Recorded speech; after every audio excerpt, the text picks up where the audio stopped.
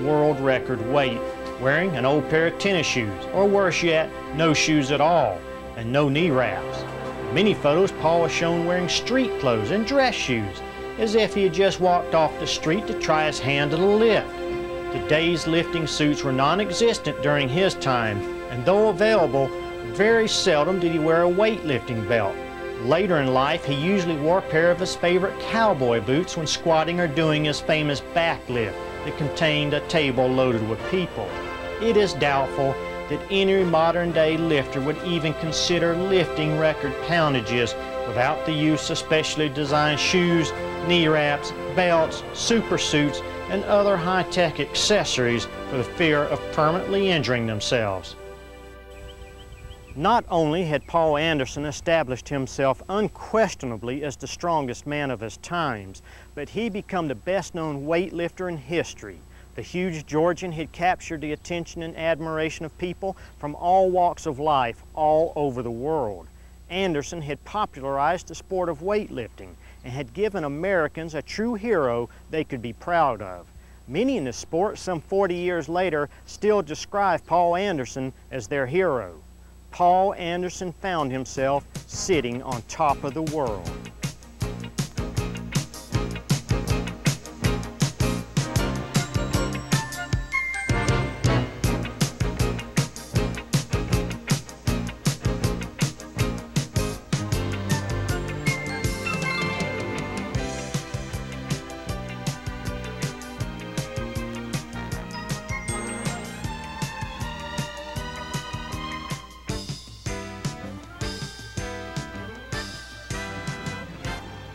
In September of 1959, Paul Anderson married the former Glenda Garland of Toccoa, Georgia. Within 20 months, Paul and Glenda were living out of a tiny motel room on the outskirts of the small rural southeastern town of Vidalia, Georgia. Newspapers throughout the country reporting that the strongest man in the world was giving up his professional wrestling career and other ventures in order to establish a home that would help handicapped, troubled, and homeless children.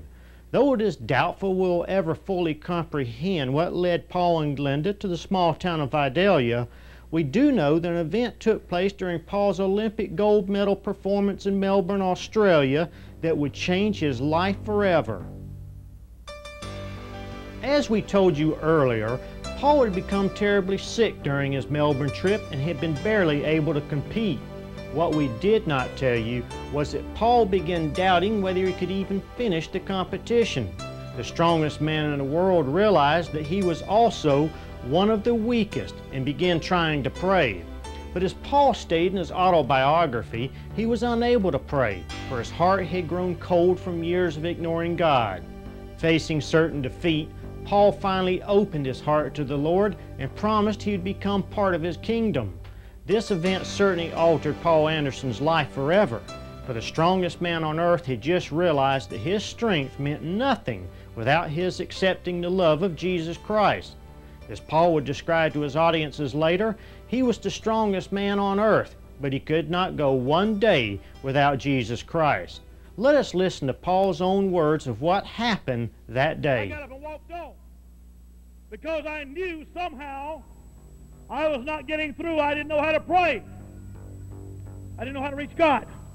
I didn't know the zip code, the area code, the number to dial. I didn't know Jesus Christ. Walked back to the stage, took the weight once again. Just had to go through this thing to show I was trying. I knew I couldn't make it, but I didn't get it to my chest again. Stood there, the greatest burden I've ever felt. I knew I couldn't move it, couldn't get it overhead. Desperation, I prayed. 2 minutes, I was waiting until a desperate moment to pray. And I waited and I prayed. I don't know what I said verbatim, but I said something like, God, you've given me much. I returned very little. You made me the strongest man in the world, and I could have used my witness. I said, Lord, no matter what happens here,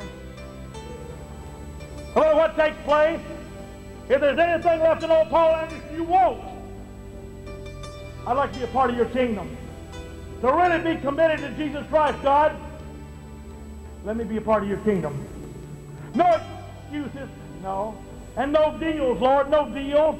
But God, don't you think it'd be a good idea if we got this weight overhead?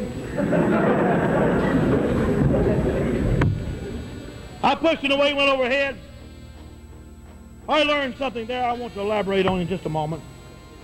I learned that no matter who you are, strongest man in the world, richest man in the world, best looking girl in school, or best athlete, you can't make it without God. And the only way to reach God is through Jesus Christ. So think about this.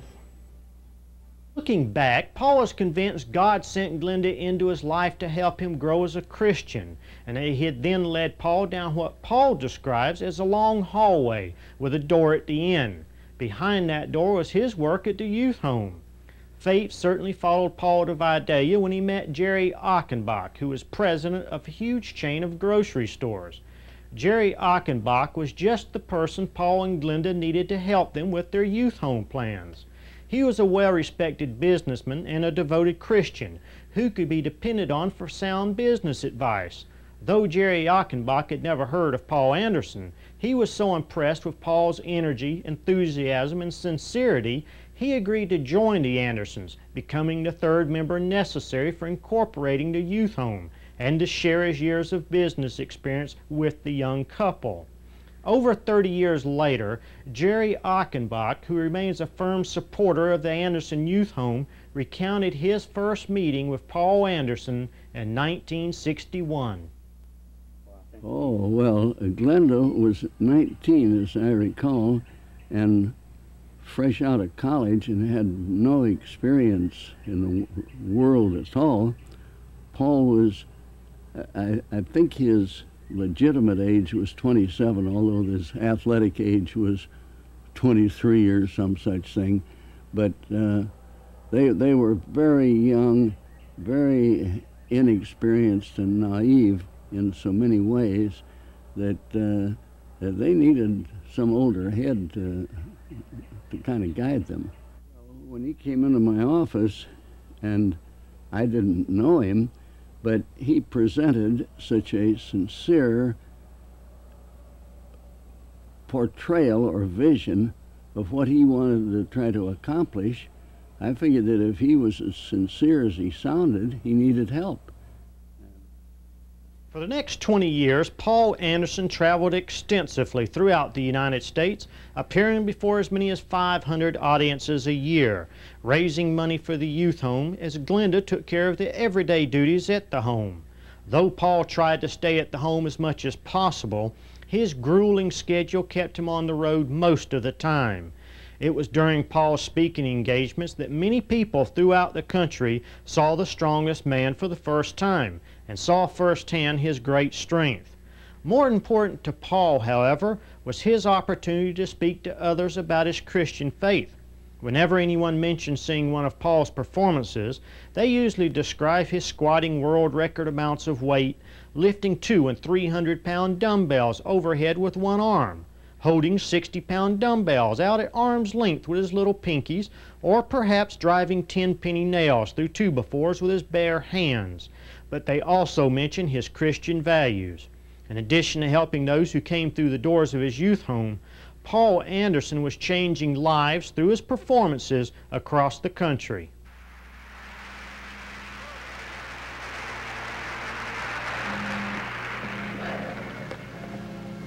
Having this opportunity to present my feats of strength to entertain you is certainly something I count as a privilege. But for the next 2 or 3 or 5 minutes, let me just say some things that are dear to my heart. I have many privileges. I speak some 500 times a year and demonstrate my strength around the country and the world. I feel that my calling is to speak to young people, especially to demonstrate to them that it's not a sissy thing to be a Christian, to demonstrate to them that it's not old-fashioned to be a patriot, to embrace the basic principles of our land. I am a fortunate person. I'm a world and Olympic weightlifting champion. In other words, I am the very best in my chosen sport. It's a thrill to be an Olympic champion. When you win the Olympic Games, they put you up on a big pedestal. raise your flag, play your national anthem, a thrill. There are 3.5 billion people on the face of the earth. They call me the strongest man in the world because I can lift over 6,000 pounds at one time, more than anyone else has ever lifted. Now these things I say not boasting. I'm saying these things to make a point. Yes, it's a thrilling thing to be an Olympic champion called the strongest man in the world, but the greatest thrill in my life is being a Christian, having the opportunity to stand up, witness for Jesus Christ. Now, friends, don't misinterpret what I'm saying. The greatest thing, yes, because God giving his Son is the greatest thing that ever happened in the universe. So, if he lives in my heart, why, it's the greatest thing in my life. And I want to shout about it. You know what kind of bothers me sometimes? Clod kickers. You know, people that stand up and say, I'm a Christian, I'm not ashamed, Jesus Christ, all that mess. You should holler about it. And let me leave you with this thought. And I will not qualify the statement, I don't have time. But I am called the strongest man in the world, but I could not get through one day without Jesus Christ. So if Paul Anderson, more strength than anyone else around, has got to have God through his Son, Jesus Christ, the guidance of the Holy Spirit, you don't have him, you're not making it at all. I used to think I was making it, but I couldn't make it for sure through one day without Jesus Christ. Thank you and God bless you. Retired Air Force General Dick Abel, who has served as past president of the Fellowship of Christian Athletes and U.S. Olympic Committee, recounts Paul Anderson's performance years ago at the United States Air Force Academy, where General Abel was serving as assistant coach. And then he took a 10-penny nail. Now, some of you ladies aren't carpenters, but that's 10 nails to a pound. And he put the head of it in his hand, the palm of his hand, with the nail sticking out like this, and he had 2 1-inch boards there, and he goes, whoa, through both boards. Well, I have to tell you right then, I said, if he's selling used cars, I'm going to buy one. I have never seen anything like that. And then he talked about winning the gold medal at the Olympics, about having it hung on his neck and the flag raised behind him and the national anthem played. He said, I've never been so proud to be an American. But the greatest thrill in my life is to know Jesus Christ as my personal Savior. Ladies and gentlemen, here's a man that can walk down any alley in America. He had a 24-inch neck. I mean, who is going to mess with him? And yet the greatest thrill in his life was to know Jesus Christ. He said this, I'm the strongest man in the world, and I need Jesus Christ. Don't you think you do too? Lives were changed. In the mid-1960s, Pat Williams invited Paul Anderson to speak before one of his baseball games, while Williams was president and general manager of the Spartanburg, South Carolina Phillies, in the hopes of drawing in bigger crowds to the games. Pat Williams went on to become general manager of the Atlanta Hawks, Chicago Bulls, and 12 years with the Philadelphia 76ers. Williams is currently president and general manager of the Orlando Magic national basketball team in Orlando, Florida. And then one other thing I want to share with you that has hit me, that Paul has impacted my life deeply, and that is it was through Paul Anderson primarily that I became a Christian 25 years ago. Because that night I shared with you, we brought Paul to our ballpark to entertain our people, to draw a crowd, to give them a good time. And he did that with those feats of strength. That's all he had to do that night. All he had to do was go back to his big Oldsmobile and head back to Vidalia that night. But before he did, remember how I told you how his voice went booming out all over South Spartanburg? I mean, it went everywhere. It's still echoing through the trees 25 years later.